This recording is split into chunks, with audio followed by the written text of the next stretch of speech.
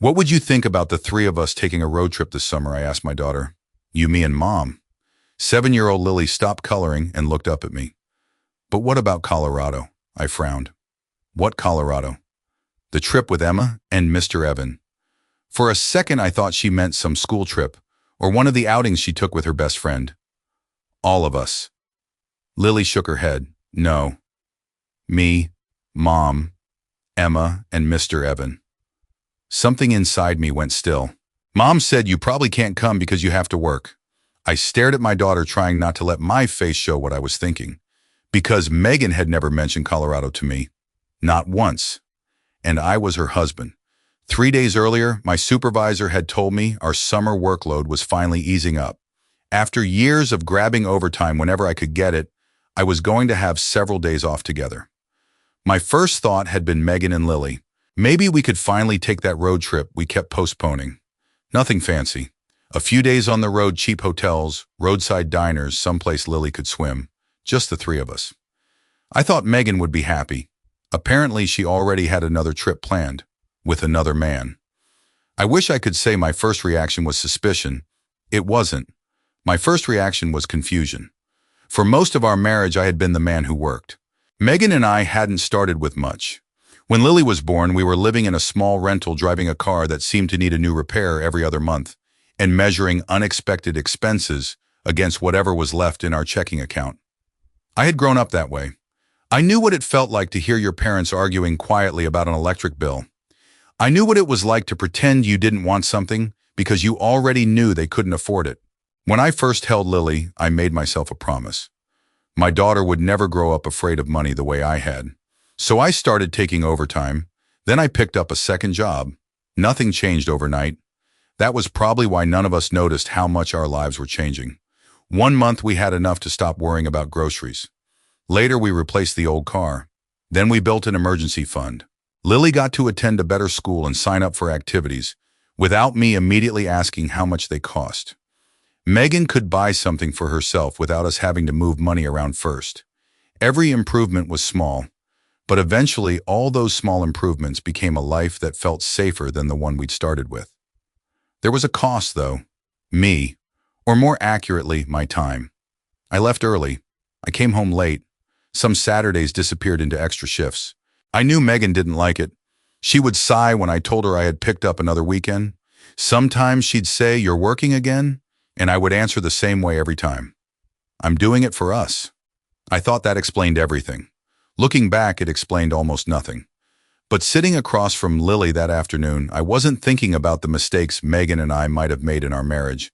I was thinking about Colorado. I kept my voice casual. "How long has Mom been planning this trip?" Lily shrugged and went back to her purple crayon. "I don't know. And Mr. Evan knows about it. That earned me the puzzled expression children give adults when we've asked something painfully obvious." "Of course." Then she smiled. "Mr. Evan said we're going to have so much fun. Emma wants us to share a room." I looked away before Lily could read my face. I knew Evan. His daughter Emma had been Lily's best friend since preschool. He was a widower, a decent enough guy from everything I'd ever seen. I'd shaken his hand. I'd stood beside him at birthday parties. I'd even been glad Megan had another parent who could help with playdates when I was stuck at work. But now my wife was planning nearly 2 weeks in Colorado with him and our daughters. She hadn't invited me. She hadn't even told me. And somehow Evan knew enough about my life to assume I wouldn't be there. That was when a question entered my mind that I couldn't push away. While I had been working so hard to build a better life for my family, how much of that life had started happening without me? For the rest of that afternoon, I tried to convince myself there was an innocent explanation. Evan wasn't a stranger. His daughter Emma and Lily had been inseparable since they were 3. They'd met in preschool, 2 little girls who somehow decided within a week that they were best friends. Back then, Evan was simply Emma's father. His wife had died when Emma was very young. I never knew all the details, and I never asked. He was raising his daughter alone, and I respected him for it. In those early years, there had been nothing unusual about his friendship with Megan. Parents talk when their children are friends. They coordinate pickups, birthday parties, playdates, school events. Sometimes one parent gets stuck somewhere, and another helps. I'd been grateful for that more than once. The problem was that as my work hours increased, Evan seemed to become more present in parts of Lily's life where I was increasingly absent. I hadn't noticed it happening, or maybe I had noticed individual pieces without ever putting them together. Evan remembered Lily's school recital. He knew when she'd been sick. He would send Megan links to children's festivals or museum events where the girls might have fun. Megan once mentioned that he'd told her she looked nice after she'd gotten her hair cut. At the time, I hadn't cared. Why would I? I trusted my wife. And I trusted the ordinary boundaries people were supposed to respect. What I didn't understand was how lonely Megan had become. She handled most of the daily machinery of raising Lily: doctor appointments, school forms, laundry, dinner, bedtime, birthday invitations. The thousand small things that don't look like much until one person is doing almost all of them. She complained sometimes, "You're working Saturday again," or "Does every extra shift have to be yours?" But I never heard those words as a warning about our marriage. I heard a tired wife, and I was tired too. So I'd kiss her forehead and say, "We're getting ahead, Meg. This won't be forever." What Megan never said was, "We're okay now." She never asked me to quit the second job. She never sat me down and said I need my husband more than we need another paycheck. And she certainly never told me our marriage was in danger. So I kept working. That evening, I decided not to confront Megan about Colorado until I understood what Lily was talking about. While I made her a grilled cheese sandwich, I asked casually, "You and Emma have done a lot of fun stuff lately, haven't you?" Lily nodded enthusiastically. "I mentioned the zoo." "Mr. Evan came too," she said. "The Children's Museum?" "Yeah. Emma touched that snake. Remember?" I didn't remember. I hadn't been there. Then I asked about a fall festival from several months earlier. I remembered that weekend clearly because I'd worked 10 hours on Saturday. Before leaving that morning, I'd handed Megan some extra cash. "Take Lily somewhere fun," I told her. I hate that I'm stuck working. I had pictured Megan and Lily spending the day together. Maybe Emma tagging along. Instead, Lily said, "Mr. Evan won me the stuffed fox." My hand stopped over the sink. "The stuffed fox in your room?" "Yeah, I knew that fox." Lily slept with it. Suddenly I could see that Saturday differently. Me clocking in before sunrise. Megan getting Lily ready. Evan meeting them there. The four of them walking around together while I worked extra hours. I hated the direction my thoughts were going. Maybe there was still nothing wrong. Maybe Evan had simply brought Emma because the girls wanted to be together. But once Colorado had opened the door, every old memory seemed to be standing behind it waiting for me. That night, Megan came home and kissed my cheek like she always did.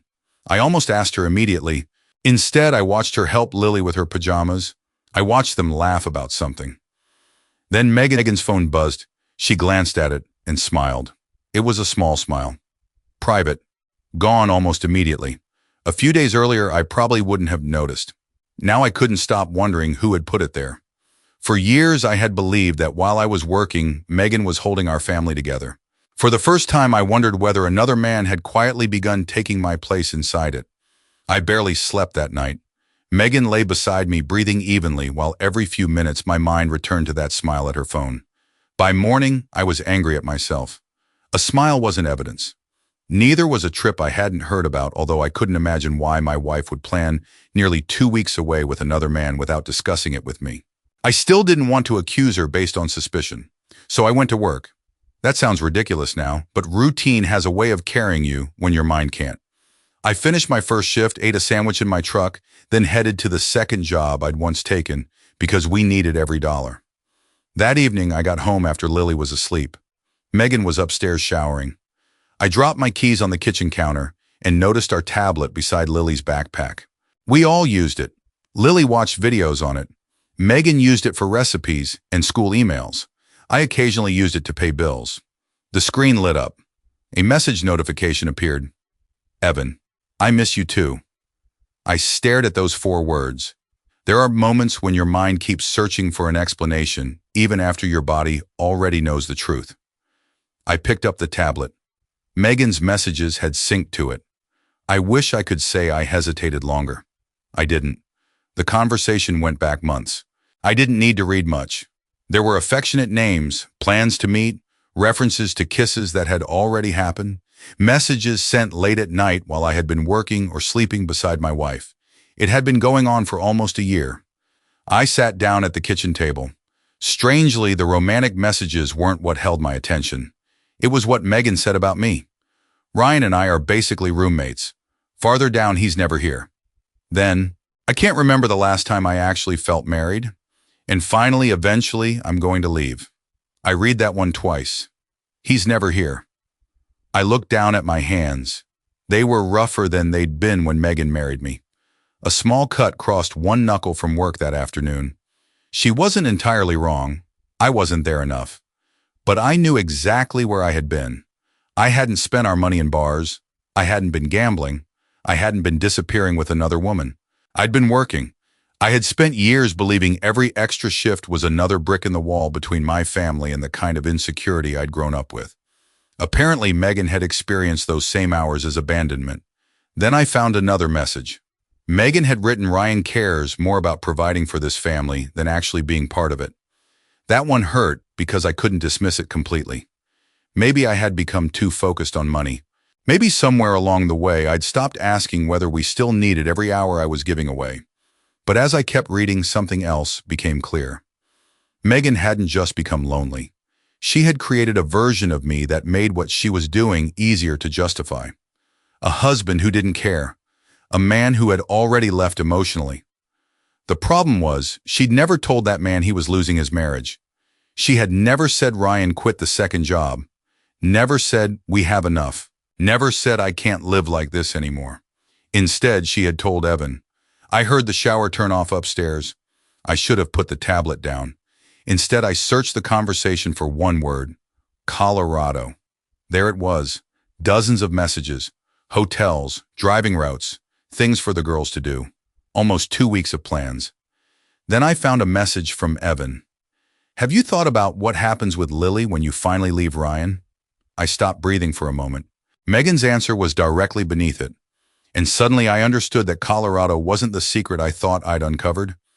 It was only the beginning of one. She already loves you. That was Megan's answer. I read it again, hoping somehow I had misunderstood the question above it. I hadn't. Evan had asked what would happen with Lily after Megan left me, and my wife's first reassurance to him was that our daughter already loved him. A few messages later, Megan wrote, the girls already feel like sisters. I leaned back in the kitchen chair. Until that moment, the affair had hurt me as a husband. Those 2 messages hurt somewhere else entirely. I thought about the zoo, the museum, the fall festival, all those ordinary outings I had assumed were about Lily spending time with her best friend. Now I wondered what Megan and Evan had been seeing when they looked at the 4 of them together.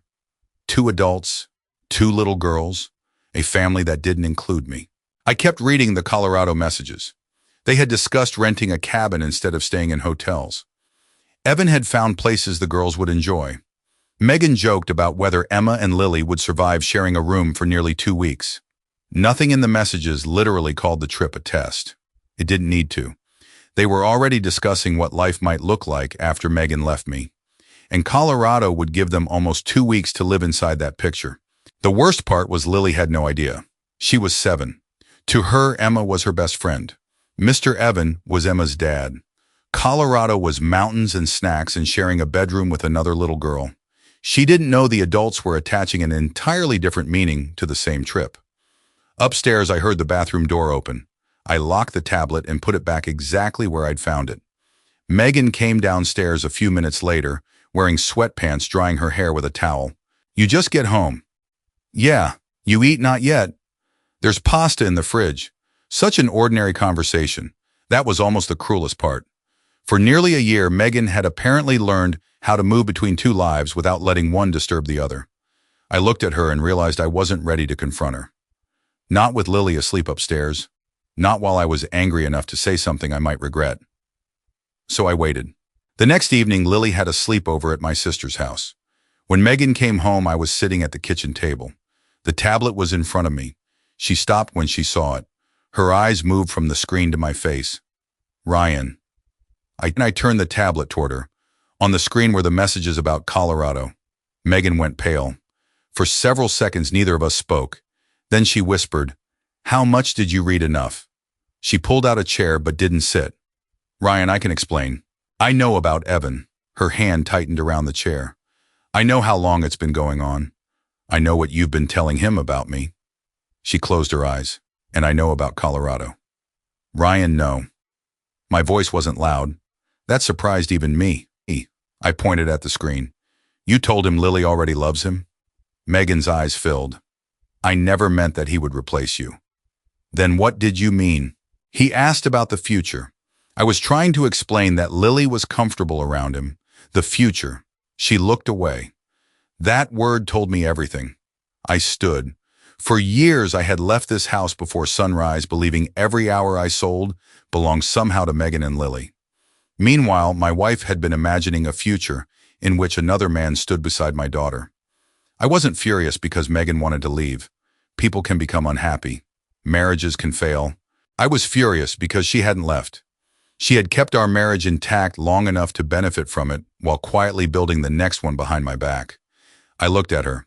How long? She wiped at her cheek. I told you. About a year. Not the affair. Megan frowned. I tapped the Colorado messages. The zoo, the museum, the festivals. Colorado. You and Evan talking about Lily and Emma like they're already sisters. My voice finally cracked. How long have you been practicing being a family without me? Megan stared at me. And for the first time since I'd discovered the truth, she had nothing to say. Megan finally sat down. For a while, she stared at the table instead of at me. Then she said, "Do you really want to know I wouldn't have asked?" Her eyes came up. You were never here, Ryan. There it was. Not an apology. Not yet. A reason. You left before Lily woke up half the time. You missed dinners, school meetings, doctor appointments. Do you know how many nights I put her to bed by myself? I was working. I know you were working. Then why are you saying it like I was out having fun? Because knowing where you were didn't make you any less gone. That stopped me. Megan started listing things she'd apparently been carrying for years. Lily's fevers, parent-teacher conferences, birthday parties, laundry at midnight, eating dinner alone after Lily went to sleep. She talked about watching other fathers arrive at school events in work clothes while she stood there alone. I got tired of explaining that you had another shift, and Evan was there. Her face changed. Yes, so you slept with him. That's not what I said. No, that's what you did. Megan flinched. I didn't enjoy hurting her. Despite everything, this was the woman I'd loved for more than a decade. But I wasn't going to let loneliness become a synonym for permission. I thought providing for you was the same as being there for you, I said. It was difficult to admit because part of me still wanted to defend every hour I'd worked. I can see now those aren't the same thing. Megan's expression softened for half a second. Then I asked, "When did you tell me you needed me home?" She blinked. What? When did you sit me down and say, "Ryan, we have enough. Quit the second job"? You should have known. When I complained about your hours constantly, you asked if I was working Saturday. You sighed when I picked up overtime. That's not the same as telling me our marriage was falling apart. I shouldn't have had to beg my husband to notice me, and I shouldn't have had to discover you were unhappy from another man's messages. Silence. I leaned forward. When did you tell me we had enough money? She didn't answer. When did you ask me to quit the second job? Again, nothing. Did you ever say, "If this doesn't change, I don't know if I can stay married to you"? No. Her voice was barely audible. I nodded. Maybe I should have noticed anyway. That was mine to carry. Maybe I'd become so afraid of ever being poor again that I stopped asking when enough was enough. But there was something Megan needed to carry too. You knew exactly what I was doing every night I wasn't home. Tears rolled down her face. I was lonely. I believe you. That seemed to surprise her. I believe you were lonely, Megan. I believe I missed things I should have been there for. I pointed toward the tablet. But you chose what to do with that loneliness. She covered her face. You could have told me. You could have demanded counseling. You could have told me you wanted a separation. Hell, you could have divorced me. I didn't know how. But you knew how to tell Evan. That landed. For almost a year, she had given another man the conversations her husband should have heard. Then there was Lily. I couldn't get past that. You let our daughter spend time with the man you were sleeping with while I thought he was just Emma's father. I never asked Lily to lie. She's 7, Megan. She didn't even know there was something to lie about. I would never take her away from you. This isn't about custody. Then what is it about choice? I felt my throat tighten. You decided I couldn't go to Colorado before you ever asked me. You work all the time. You still didn't ask." Megan looked down. "You were already building a future with him while I didn't even know ours was ending. I never wanted to hurt you." I almost laughed, but there was nothing funny left. "I failed to see how lonely you were.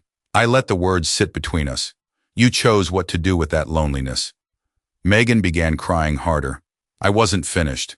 "You should have left me before you started building another family," she whispered. "What are you saying?" I looked at the woman I'd once expected to grow old beside. For the first time that night, my answer came easily. I want a divorce. The divorce did not happen dramatically. There were no police cars in the driveway, no screaming match on the front lawn, no attempt to empty bank accounts before the other person noticed. There was just paperwork, difficult conversations, and the strange experience of dividing a life that had once seemed indivisible. The hardest conversation was with Lily. Megan and I agreed on one thing immediately: our daughter would not be asked to choose between us. We sat with her together. I told her that Mom and Dad weren't going to live in the same house anymore. Her face crumpled. "Did I do something?" Megan answered before I could. "Absolutely not." I took Lily's hand. "This is between grown-ups. You didn't cause it and you can't fix it." She cried anyway. So did Megan. I came close. Whatever Megan had done to me, watching our daughter discover that her family was changing hurt in a way anger couldn't protect me from. We worked out a parenting schedule that kept both of us in Lily's life. I didn't try to take her from Megan. Megan had betrayed me as a wife.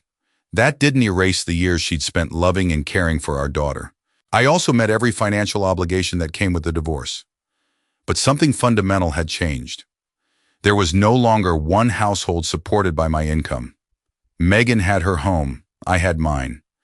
The invisible machinery of the life we'd built had to be divided too. At first, Evan remained in Megan's life. I knew because Lily occasionally mentioned Emma or Mr. Evan. I never questioned her for details. I wasn't going to turn a 7-year-old into my source of information. What happened between Megan and Evan was no longer my business. But over time, I learned enough to understand that the life Megan had imagined wasn't as effortless once it became real. Evan still had Emma. He still had a job. He had bills, schedules, responsibilities, and days when being available simply wasn't possible. Megan once called me about switching a pickup time because Evan couldn't help her. "He has to work," she said. There was a pause after the sentence. Neither of us commented on it. We didn't need to. For years, Evan had existed in the spaces where responsibility had already been handled. A Saturday afternoon, a museum trip, an hour at the playground. Those moments were real, but they weren't an entire household. Real life included groceries, school mornings, insurance, sick children, exhaustion, and somebody having to earn the money that paid for everything. Megan began learning that distinction. I saw it most clearly one afternoon when we met to exchange Lily. She was carrying grocery bags from her car. She looked tired, not ruined, not impoverished, just more aware. "I never realized how much everything costs," she said quietly. I didn't know what answer she wanted, so I simply said, "Yeah." She gave a small, embarrassed laugh. "I was at the store yesterday, staring at something I used to throw in the cart without thinking." Then her expression changed. "You used to say, 'Don't worry, I've got another shift Saturday.'" I remembered. Hundreds of times. "I hated that sentence," she said. "I know. All I ever heard was another Saturday you wouldn't be home." She looked toward the bags in her trunk. "I never heard the first part. 'Don't worry, I've got us.'" For a moment, I felt something dangerously close to pity. But pity wasn't reconciliation. Understanding wasn't restoration. Megan had been lonely. I had been absent too often. Those truths had survived the divorce. So had another one. She had chosen to solve her loneliness by building a relationship behind my back. And consequences weren't punishment simply because they hurt. A few months later, I learned from Megan herself that she and Evan had ended things. There was no dramatic betrayal, no second affair, no satisfying villain revealing his true colors. They simply hadn't worked. The relationship that had felt easy in stolen hours became something different when confronted with two households, two children, work schedules, money fatigue, and ordinary responsibility. Megan didn't ask me to take her back. I was grateful for that. I wanted us eventually to forgive enough to raise Lily without bitterness. But the marriage was over. Some things can be understood without being undone. And while Megan was beginning to understand what my absence had paid for, I was about to confront a harder question of my own. Did I still need to be absent as much as I was? After the divorce, I finally did something I should have done years earlier. I sat down with every number, not just the monthly bills, everything: savings, retirement, insurance, my primary income, what I was spending on my own household, what Lily needed, what I was obligated to pay. Then I looked at what the second job was actually accomplishing. That realization embarrassed me. When Lily was born, we had needed that money. There had been no question. 7 years later, my main job paid considerably more. I had savings. I had built the emergency cushion I'd once dreamed about.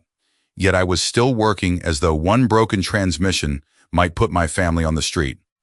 At some point, providing had stopped being only a responsibility. It had become a habit built on fear.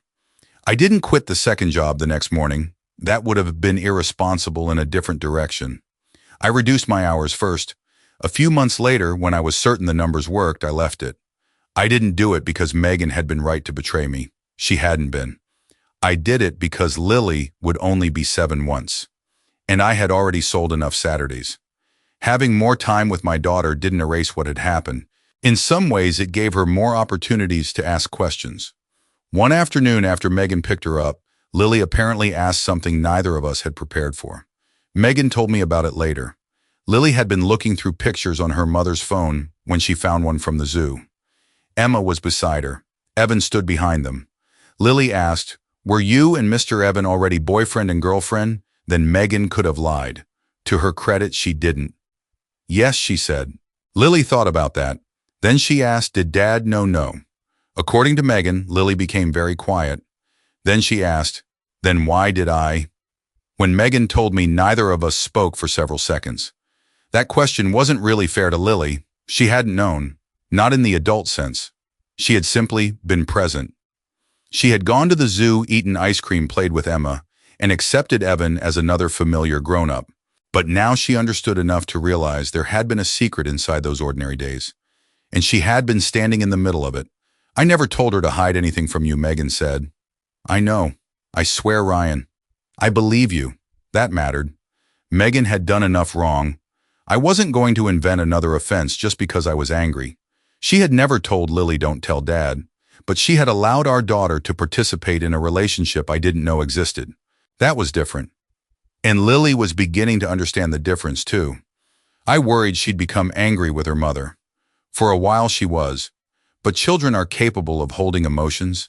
Adults sometimes struggle to hold together. Lily could be disappointed in Megan and still want her mother when she scraped her knee. She could ask difficult questions and still climb into Megan's bed during a thunderstorm. I encouraged that. Megan was still her mother. I had lost a wife. Lily did not need to lose a parent. As the months passed, Megan and I became better at speaking to each other than we'd been near the end of our marriage. Maybe because there was no longer anything to pretend. We talked about schedules, school, money when necessary. Lily. Mostly Lily. About a year after the night she accidentally told me about Colorado, I realized something else. The 3-person road trip I'd once imagined was never going to happen. That family was gone. For a long time, even thinking about a road trip made me remember what Megan and Evan had planned. Then one Friday evening, Lily was sitting beside me eating pizza when I asked, "How would you feel about you and me going somewhere for a few days?" She looked up. "Just us, just us." Her smile appeared slowly, then all at once. "Can I pick the music?" I laughed. "Within reason." "That means yes." Watching her run upstairs to start packing for a trip that was still 2 weeks away, I realized I wasn't trying to replace the vacation we'd lost. I wanted something different now. A few days when I wasn't rushing to another shift. A few days when Lily didn't have to worry about what she could say around Mom or Dad.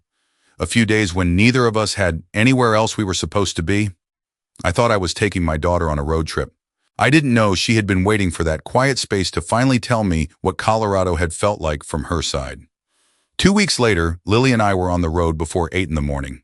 She controlled the music for the first hour, which made me regret agreeing to that part almost immediately. But I didn't change it. There was nowhere I needed to be. No second shift waiting for me. No supervisor expecting me to check my phone. No reason to rush through breakfast or tell Lily we'd talk later. We stopped whenever we felt like stopping. That first evening after dinner, we sat outside our motel with milkshakes while the sun disappeared behind the hills. Lily had been unusually quiet for several minutes. Then she asked Dad, "Yeah, were you mad at me about Colorado?" I turned toward her.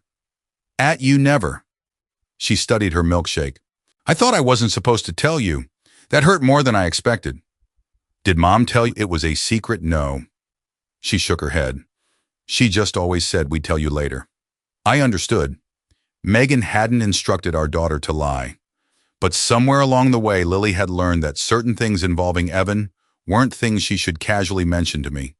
A 7-year-old should never have had to sense that boundary. "Listen to me," I said. "You never have to worry about protecting me from something you want to tell me." "Okay," she nodded. Then she surprised me. "Sometimes when Mr. Evan came with us, I wanted you to come too." I swallowed. "Why did you ask? Mom always said you were working." The answer was painful because it contained two truths. Megan had started deciding for me that I wouldn't come, but I had also given her plenty of evidence. Lily looked at me. "Would you have come?" I wanted to say yes, every time, every zoo trip, every festival, every school event, but that would have been another adult rewriting the past for a child. "Not every time," I said. She waited, but I would have wanted the chance to try. Lily nodded as if that answer made sense. The next morning we drove another few hours before stopping at a little roadside diner. Halfway through her pancakes, Lily suddenly asked Dad, "Are we poor now?" I nearly choked on my coffee. "What? Are we poor? No." "Why would you think that?" She shrugged. "Because you don't work all the time anymore." I laughed, but the question stayed with me. For years I thought Lily saw a father taking care of his family. What she'd actually seen was much simpler. Dad was always working. "We're okay," I told her. "I still have to work and we still have to be smart about money. I just don't need to work every hour somebody offers me anymore." "Good." She took another bite of pancake. Then she said, "I like you home." 4 words, that was all. And somehow they reached a place inside me that every argument with Megan had missed. Megan had been wrong to decide for me that I wouldn't show up. She had been wrong to build another relationship before ending ours. But Lily really had wanted more of me. Both things could be true. The rest of the trip wasn't dramatic. That was what made it precious. Lily told me about school friends, songs I hated, and things she'd been afraid to say while the divorce was fresh. I listened. A year earlier, I'd imagined taking this road trip with Megan beside me and Lily in the back seat. That family didn't exist anymore. I wasn't grateful for how it ended. I wasn't going to pretend betrayal had somehow been necessary to teach me a lesson. But I couldn't change the road that brought us here. I could make sure I didn't miss the rest of it. If you've ever learned too late that providing for someone and being present for them aren't always the same thing, I'd like to hear what that taught you. And if stories about family choices, consequences, and second chances mean something to you, consider subscribing and sharing your thoughts below. Sometimes we can't save the life we thought we'd have, but we can still decide how fully we show up for the one that's left.